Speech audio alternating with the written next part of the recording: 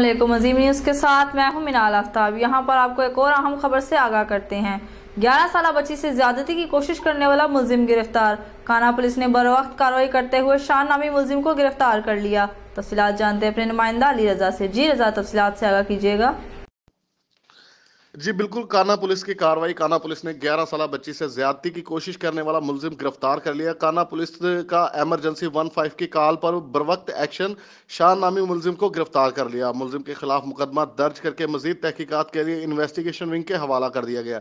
DIG operation Ishfaq Khan की जानिब से काना पुलिस को शाबाश। एसपी मॉडल टाउन दोस्त मोहम्मद का कहना है कि मासूम बच्चों के साथ ज्यादती करने वालों से आहनी हाथों से निपटा जाएगा। जी तफसीलात से आगाह कर रहे थे अली रजा। मजीद खबरों और अपडेट्स के लिए देखते रहिए अजीम न्यूज़।